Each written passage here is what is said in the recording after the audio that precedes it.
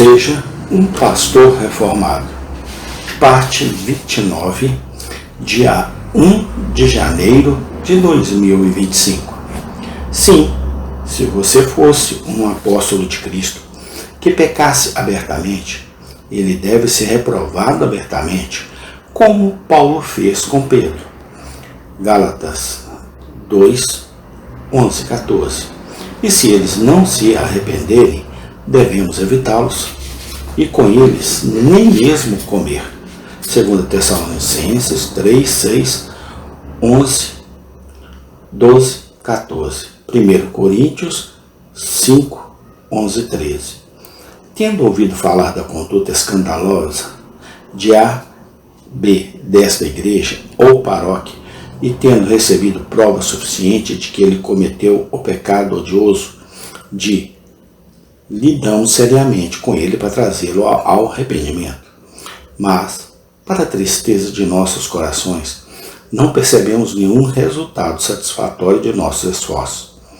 Mas ele parece ainda permanecer impenitente, ou ele ainda vive no mesmo pecado, embora professe verbalmente arrependimento. Portanto, julgamos ser nosso dever prosseguir com o uso daquele remédio adicional que Cristo nos ordenou tentar. E, portanto, imploramos a Ele, em nome do Senhor, sem mais delongas, que leve a sério a grandeza de seu pecado, o mal que ele fez a Cristo e a si mesmo, e o escândalo e a tristeza que ele causou aos outros. E eu sinceramente imploro a Ele, pelo bem de sua própria alma, que ele considere o que ele pode ganhar com seu pecado e impenitência, e se isso pagará pela perda da vida eterna, e como ele pensa em apresentar-se diante de Deus em julgamento, ou comparecer diante do Senhor Jesus quando a morte arrebatar sua alma de seu corpo, se ele for encontrado neste estado impenitente. E eu imploro a ele, pelo bem de sua própria alma, e, como um mensageiro de Jesus Cristo, exijo dele, como ele responderá o contrário no tribunal de Deus, que ele deixe de lado a firmeza e a impenitência de seu coração e confesse e lamente sinceramente seu pecado diante de Deus e desta congregação. E este desejo eu publico aqui, não por qualquer má vontade com sua pessoa, como o Senhor bate, mas por amor à sua alma, e em obediência a Cristo, que fez disso meu dever, desejando que, se for possível, ele possa ser salvo de seu pecado e do poder de Satanás, e da ira eterna de Deus, e possa ser reconciliado com Deus e com sua igreja, e, portanto, que ele possa ser humilhado pela verdadeira contrição, antes que ele seja humilhado pela condenação irremediável. Para esse propósito, creio que nossas demonstrações públicas devem prosseguir, e em alguns casos, quando o pecador considera seu pecado pequeno, pode ser necessário apontar os agravantes dele particularmente, citando algumas passagens das Escrituras que falam de sua maldade e perigo. 3. Com essas repreensões e exortações, devemos unir-nos às orações da congregação em favor do ofensor.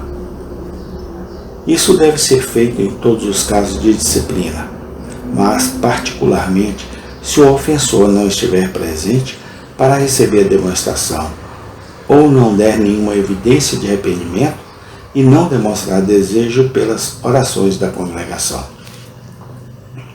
Em tais casos, especialmente, será adequado que imploremos as orações da congregação por ele mesmo, suplicando-lhes que considerem em que condições terríveis os impenitentes estão, e que tenham piedade de uma pobre alma que está tão cega e endurecida pelo pecado e por Satanás, que não consegue ter piedade de si mesma, e que pensem no que é para um homem ou uma mulher comparecer diante do Deus vivo em tais casos, e, portanto, que eles se juntem em fervorosa oração a Deus, para que ele abra seus olhos, suavize e humilhe seu coração teimoso, antes que ele esteja no inferno sem remédio. E, consequentemente, sejamos muito fervorosos em oração por ele, para que a congregação seja animada afetuosamente a se unir a nós. E quem sabe se Deus não ouvirá nossas orações e o coração do pecador não se arrependerá mais diante delas do que diante de todas as nossas exortações? É, a meu ver, um procedimento muito louvável de algumas igrejas que costumam, pelos próximos 3 dias consecutivos, desejar que a congregação se junte em fervorosa oração a Deus para que os olhos do pecador sejam abertos, seu coração seja amolecido e ele seja salvo da impenitência e da morte eterna. Se os ministros fossem conscienciosos em cumprir esse dever de forma completa e abnegada, eles poderiam fazer algo a respeito e esperarão a bênção sobre isso. Mas quando nós esquivamos de tudo que é perigoso ou ingrato em nosso trabalho e nos livramos de tudo que é custoso ou problemático, não podemos esperar que qualquer grande bem seja efetuado por tal uso carnal e parcial de meios.